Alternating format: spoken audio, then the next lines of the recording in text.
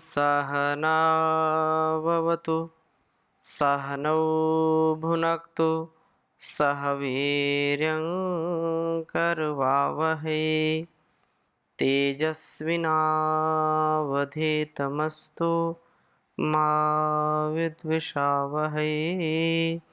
ओम शांति शांति शांति।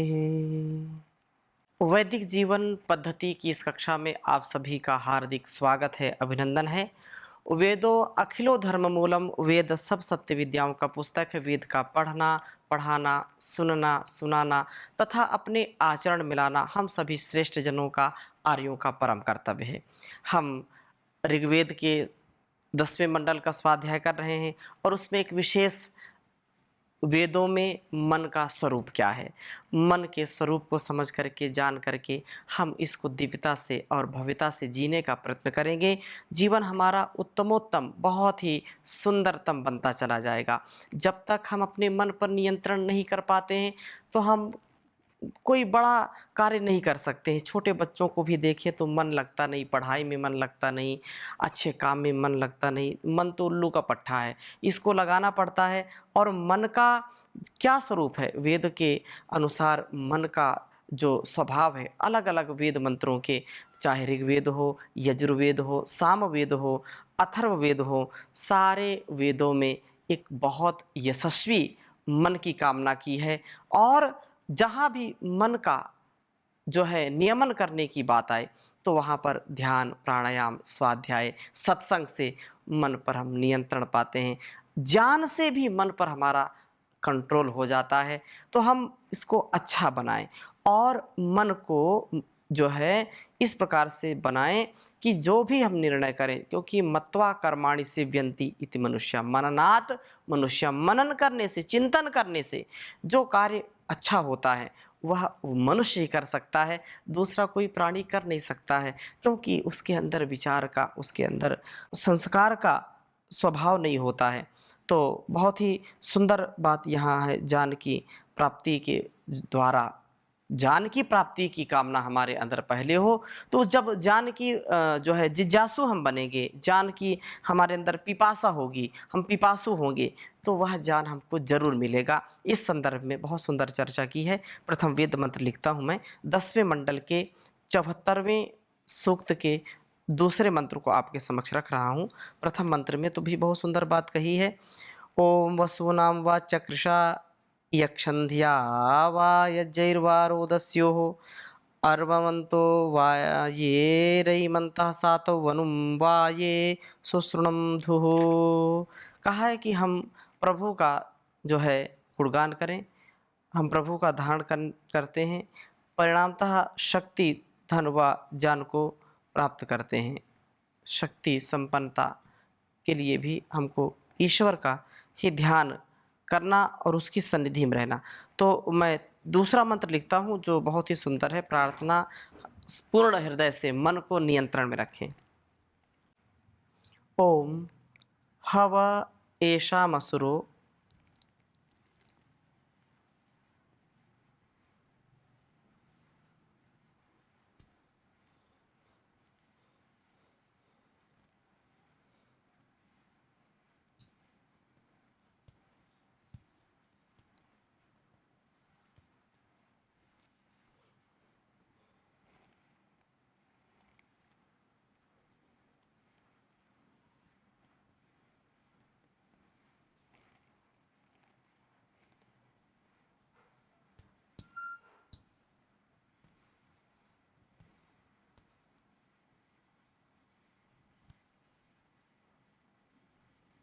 एषा मसुरो नक्षतद्याम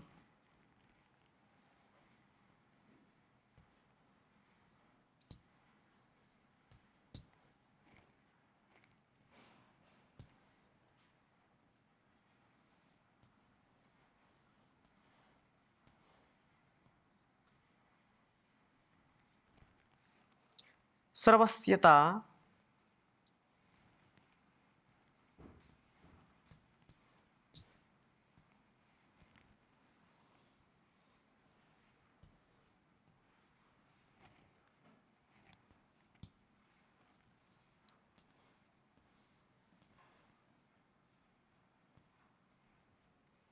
श्रवस्यता मनसा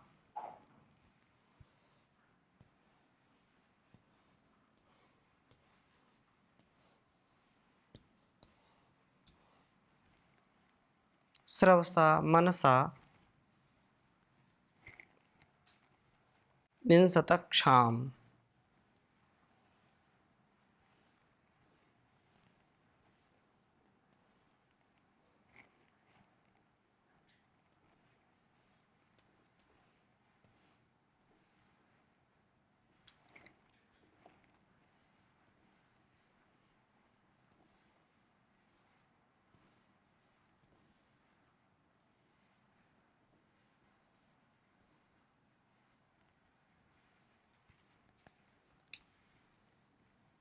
निंसतक्षाम। चक्षाणा यत्र सुविताय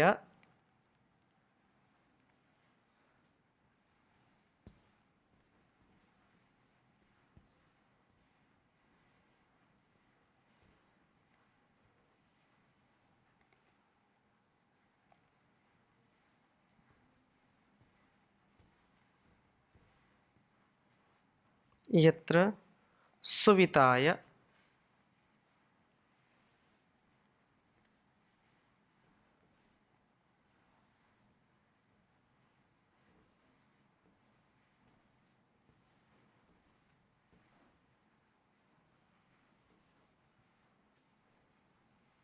सुविताय देवा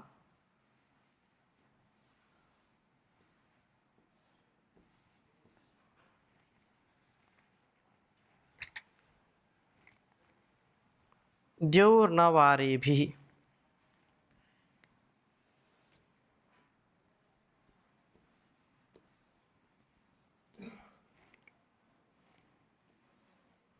द्यौर्न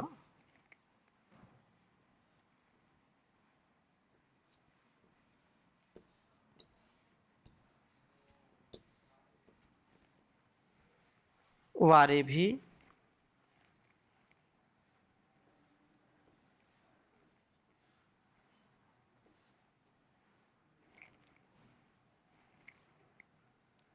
कृण्वन्त स्वैः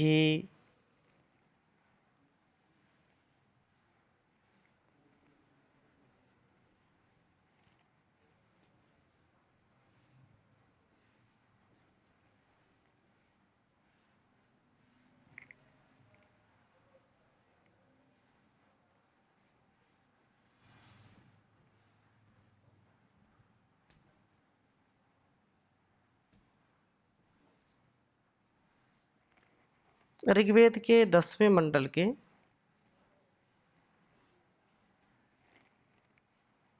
74वें सूक्त का यह दूसरा मंत्र है। ओम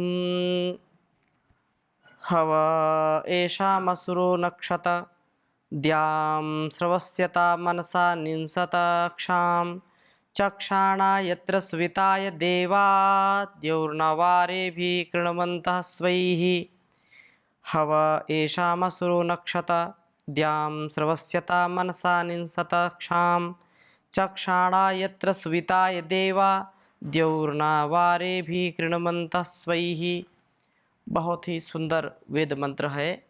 अपने जीवन और जगत के कल्याण के लिए हम इस भाव से जीवन को जीना आरंभ करें, जिससे संपूर्ण जीवन हमारा श्रेष्ठतम होता चला जाए। कहा है कि एशाम, जो पहले के मंत्र में कहा कि हम प्रभु का धारण करते हैं, परिणामतः शक्ति धन ज्ञान हम प्राप्त करते हैं। इसके साथ प्रभु का धारण करने वाले इन भक्तों को, इन श्रद्धालुओं को इवह पुकार, जो प्रार्थना है, असुरः प्राण शक्ति का जो संचार करने वाली है, असुन राति, इस प्रार्थना से ही यह भक्त द्याम नक्षता द्युलोक को प्राप्त करता है। प्रार्थना इसे प्रकाशमय लोकों को प्राप्त कराती है। प्रार्थना से हम जो चाहे वो पा सकते हैं। प्रार्थना का तात्पर्य ये है कि हम प्रभु को अपने मन, वाणी और कर्मों से बिल्कुल समर्पित करते हैं, अनकंडीशनल सरेंडर। प्रार्थना जो बिल्कुल हृदय की गहराइयों से, जिसको हम कहते हैं, जिसकी जो है हम प्रार्थना करते हैं, उपासना करते हैं, उस परम शक्ति, उस परम सत्ता से हम कुछ याचना करते हैं, प्रार्थना करते हैं, कामना करते हैं। तो ऐसा यह जो प्रार्थना का भाव है, द्युलोक को प्राप्त कराता है। प्रार्थना इससे प्रकाशमय लोकों को प्राप्त कराती है। एवं प्रार्थना की दृष्टि से हम ये कहें तो प्रार्थना के दो लाभ प्रमुख हैं, प्राण शक्ति का संचार और दूसरा प्रकाश की प्राप्ति। जो व्यक्ति प्राण साधना करता है वह सदैव उन्नत जीवन जी करके आगे बढ़ता ही बढ़ता है। प्रार्थना करने से हमारा आत्मबल बढ़ता है, हमारा मनोबल बढ़ता है, हमारी बुद्धि बल की स्थिति आ जाती है और प्रकाश से हम युक्त हो जाते हैं, ज्ञान से युक्त हो जाते हैं। ज्ञान की प्राप्ति प्रार्थना से है, इसलिए कहा है कि श्रद्धावान लभते ज्ञानम। श्रद्धा से ही युक्त होकर के हम ज्ञान की प्राप्ति कर सकते हैं। अहंकार में या विषय विचार में, हम तकरार में, ईर्ष्या द्वेष में कभी विद्या नहीं प्राप्त कर सकते हैं। इसलिए मंत्र बोलते हैं कि सहना भवतु सहनौ भुनक्तु सह वीर्यम करवावहि तेजस्विनाव धीतमस्तु मा विद्विषावहि। हम एक दूसरे से ईर्ष्या द्वेष ना करें, हमारा मन शांत हो। हम जब जो विषय पढ़ें, समझें, जानें, चर्चा करें तो उसमें अति प्रीति हो और हमारा पढ़ा हुआ वह यशस्वी हो, तेजस्वी हो, हमारा भरण पोषण उससे हो, हम जीवन को दिव्य बनाने वाले हों। तो ये बात इसमें कही कि वो प्राण शक्ति का भी संचार करता है और वह प्रकाश देता है, ज्ञान का प्रकाश देता है। यह भक्त सर्वस्यता मनसा, ज्ञान प्राप्ति की कामना वाले मन से क्षाम निंसत, पृथ्वी का वास्तव में आलिंगन करता है। अत्यंत नम्रता से उसको हृदय की गहराइयों से उस पर जो है माथा लगाता है, उसको चूमता है, उसको सब कुछ। क्योंकि इसके विपरीत जो नम्रता का सूचन इन शब्दों से हुआ कि वह पृथ्वी का जो है चुंबन करता है। जिसकी जितनी शील स्वभाव या नम्रता होगी उतना वो धरातल से जुड़ करके काम करने वाला होगा, इस धरती माँ को प्रणाम करने वाला होगा, वह कृतज्ञ भाव से जीने वाला होगा। माता भूमि ही पुत्र अहम पृथिव्याः, ये भूमि मेरी माँ है और मैं इसका पुत्र हूँ। ये धरती माँ ये सबकी माँ है। तो इस प्रकार से ये बात कही है कि जो अहंकार से रहित है व्यक्ति, वह तो सदा इसको माता के नाम से पुकारता है, इसको बार बार चूमता है, जैसे माँ के चरणों को चूमते हैं। और नम्रता से ही ज्ञान की प्राप्ति होती है। श्रद्धावान लभते ज्ञानम, ज्ञान विहीन सर्वमतेन भजति न मुक्तिम जन्म शतेन। सैकड़ों जन्म कोई ले ले, लेकिन जब तक ज्ञान अर्जित नहीं होगा। और ज्ञान का लाभ क्या है, विद्या का लाभ क्या है? क्योंकि विद्या का लाभ यह है, विद्या ददाति विनयम, विद्या से विनय की प्राप्ति होती है। विनय जिनके जीवन में है तो समझो विद्या उनके जीवन में है। नहीं, जो दो चार शब्द स्मरण कर लिया, दो चार शब्द पढ़ करके, दो चार ग्रंथ पढ़ करके कोई अपने आप को ज्ञानी मान ले और अहंकारी बन जाए तो वह कभी भी जीवन का उत्कर्ष नहीं कर सकता है। तो नम्रता ज्ञान से ही आती है, नम्रता से ही ज्ञान प्राप्त होता है। दोनों प्रकार के, दोनों एक दूसरे के पूरक है। नम्रता से ज्ञान मिलेगा और ज्ञान जितना परिपक्व होगा उतना उतना नम्रता भी आती जाएगी। जितने भी ज्ञानी महापुरुष संसार के हैं, जो जीते हैं, वो उतने ही नम्र होते हैं। और नहीं तो जो थोड़े से दो चार शब्द के धनी बन गए, अहंकारी बन गए, उनके वाणी व्यवहार में, उनके आचरण में वो पवित्रता, वो शुचिता, वो परस्परता, वो प्रीति का भाव कभी दिखाई नहीं पड़ता है। अध जल गगरी छलकत जाए, भरी गगरिया चुप्पी जाए।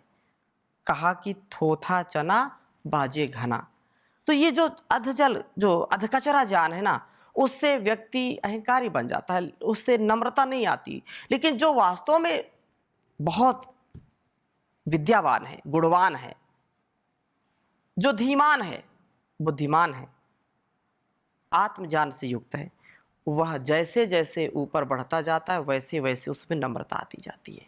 जैसे वृक्ष जब फूल से या फल से लद जाता है, तो जब फल आते हैं तो धीरे जितने फल आएंगे उतना ही वो नीचे झुकता चला जाता है, उपकार की भावना से।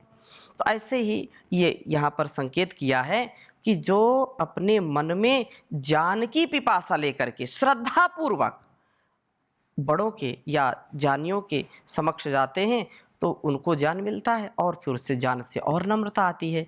यह सौम्यता का वर्ण ही हमारा मंगल करता है। इस जो ज्ञानी होना, धनवान होना, बुद्धिमान होना, बलवान होना हो सकते हैं, लेकिन ऋजुता प्राप्त करना, सरलता प्राप्त करना, ये बड़ा कठिन काम है। व्यक्ति का सरल होना, व्यक्ति को जो लोग उनसे मिले तो अभय रहें, प्रीतिपूर्वक जीवन जी, और ऐसे लोगों का व्यक्तित्व अत्यंत देदीप्यमान होता है। और कहा कि वो ज्ञानी बनाता है। बुद्ध ही जो है क्या ज्ञानियों का भी ज्ञानी बृहस्पति बनता है।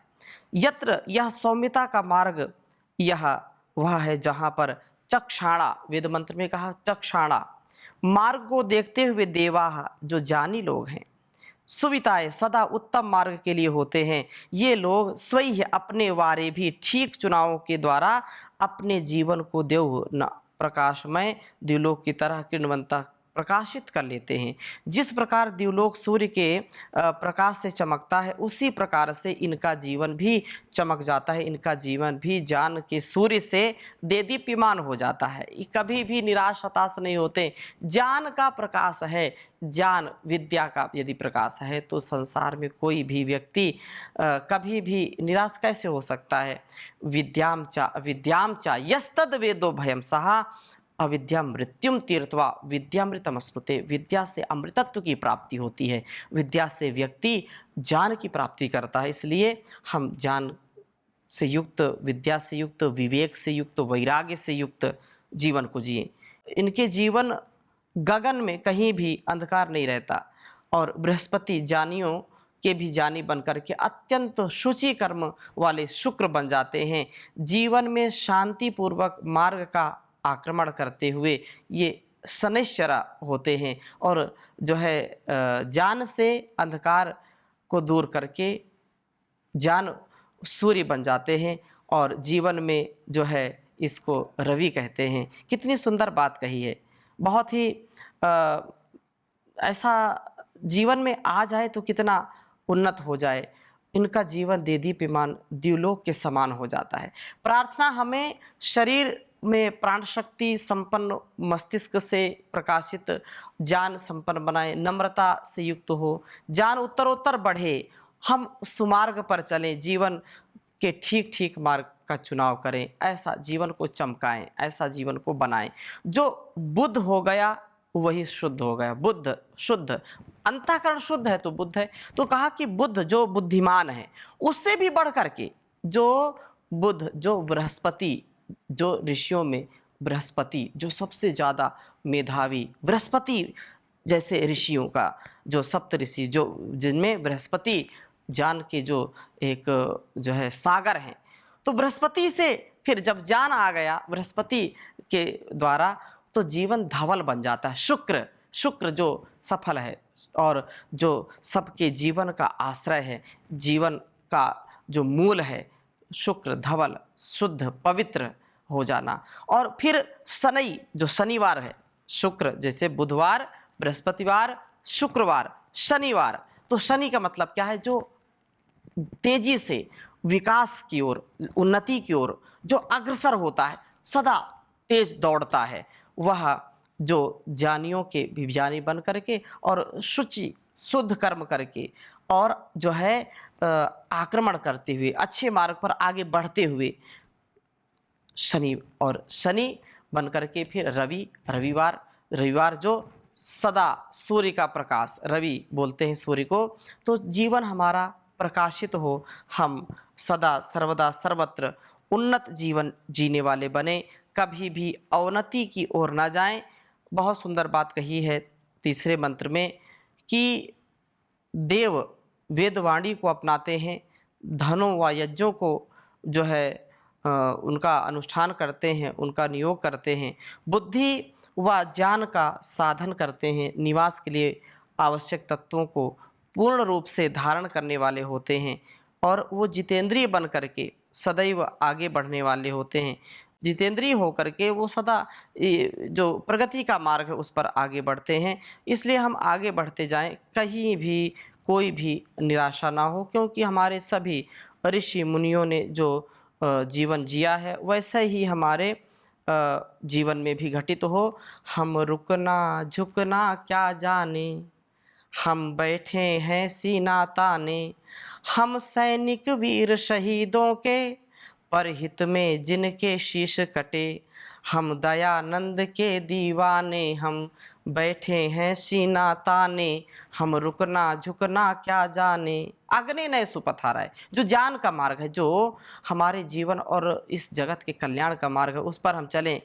हम हंस हंस कर दुख झेलेंगे, सर्वस्व धर्म पर दे देंगे, हम लेख राम के मस्ताने, हम बढ़ते हैं सीना ताने, हम कर्म वचन के सच्चे हैं, हम धुन अपने के पक्के हैं, हम वेद ज्योति के परवाने, हम वेद ज्योति के परवाने, हम बढ़ते हैं सीना ताने। दुख आता है तो आने दो, सुख जाता है तो जाने दो, हम वीर हैं डरना क्या जाने। जो डर गया समझो मर गया। दुख आता है तो आने दो, सुख जाता है तो जाने दो, हम वीर हैं डरना क्या जाने, हम बढ़ते हैं सीना ताने। हम वैदिक नाद बजाएंगे, सुख शांति जगत में लाएंगे, हम वैदिक नाद बजाएंगे, सुख शांति जगत में लाएंगे, सारी दुनिया हमको माने, हम बढ़ते हैं सीना ताने। हम योग से रोग भगाएंगे, जीवन सबका चमकाएंगे, हम योग ऋषि के दीवाने, हम करते हैं यह अनुष्ठान जो जीवन और जगत का कल्याण करता है। इस ऋषि कल्प जीवन में, ऋषि जैसे जीवन में, क्योंकि ये सप्त ऋषि हैं। सप्त ऋषि हमारी दो आँख, दो कान, नासिका और मुख, ये 7 ऋषि हैं। तो इनका हम कानों से शुद्ध जो पवित्र वाणी है उसको सुने, आँखों से पवित्र दृश्य देखें, आँखों से कभी भी गलत दृश्य ना देखें, कानों से गलत शब्द ना सुने, नासिका से कोई गलत वस्तु का या पदार्थ का कभी हम उसको सूंघे नहीं, और रसना से 2 काम करते हैं, खाने का काम करते हैं, एक बोलने का काम करते हैं। तो ये भद्र ही भद्र हो। तो ये 7 ऋषि यदि पवित्र हो गए, 7 ऋषियों से यदि हमारा जीवन यह श्रेष्ठ हो गया, तो दुनिया की कोई ताकत हमको हरा नहीं सकती। मन इन पर कंट्रोल करने वाला एक यंत्र के समान है। इंद्रियों पर मन का सबसे ज़्यादा जोर है। मन का नियंत्रण इंद्रियों पर, बुद्धि का नियंत्रण मन पर, और इसके साथ फिर आत्मा का नियंत्रण बुद्धि। और ये संपूर्ण ये ज्ञान से ही युक्त हो सकता है व्यक्ति, बिना ज्ञान के तो कभी भी यह हो ही नहीं सकता है। इसलिए हम अपने जीवन को ज्ञान से आप्लावित करें, ज्ञान से अभिषिक्त करें, क्योंकि ज्ञान से ही व्यक्ति महान बनता है, और जो महान है उस जहान को भी महान बना देता है। ऐसा हम संकल्प करें, कभी भी हम दुखी ना हों, कभी निराश हताश ना हो, मन को कभी परेशान ना करें। परेशान करने का मतलब ये है कि इसको लगाम इसकी बना कर के रखें। तो यहाँ पर जो है चौथे मंत्र में कहा है कि प्रभु का उपासक वह है जो इंद्रिय समूह को मार लेता है, इंद्रियों को पूर्ण रूप से वश में कर लेता है। वह उपासक वेदवाणी रूप गौ का दोहन करता हुआ अपने जीवन को आप्यायित करता है, अपने जीवन को तृप्त करता है, अपने जीवन को प्रभु की, उस परमात्मा की शक्ति से, भक्ति से युक्त करता है।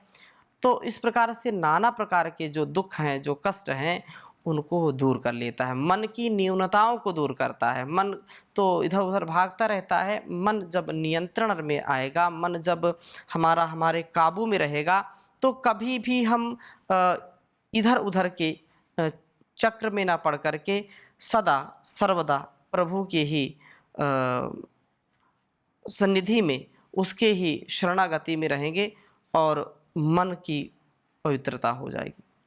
इसलिए कहा है कि प्रभु मेरे जीवन को पावन बना दो, कोई दोष मुझ में रहने न पाए। प्रभु मेरे जीवन को पावन बना दो, कोई दोष मुझ में रहने न पाए। सुख दुख हो या रहे लाभ हानि, हर पल जपे तेरे नाम को वाणी।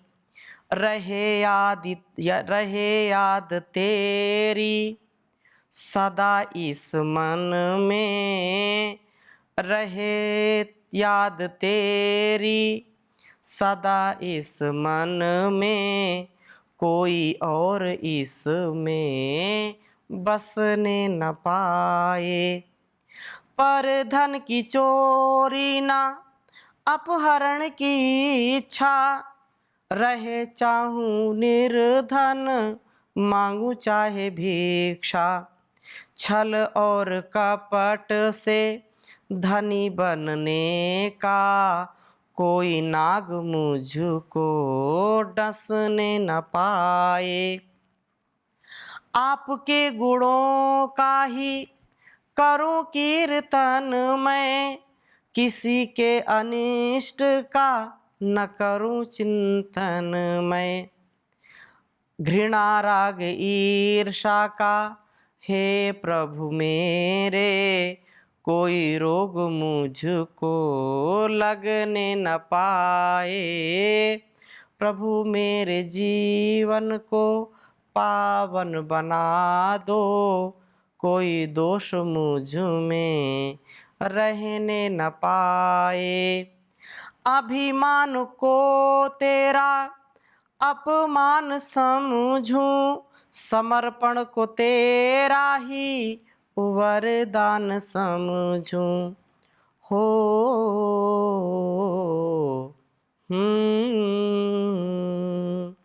अभिमान को तेरा अपमान समझूं, समर्पण को तेरा ही वरदान समझूं। हे प्रभु मेरे हो विचार ऐसे, कोई देख मुझ पे हंसने न पाए। प्रभु मेरे जीवन को पावन बना दो, कोई दोष मुझ में रहने न पाए। कोई दोष मुझ में रहने न पाए। ओम शांति शांति शांति।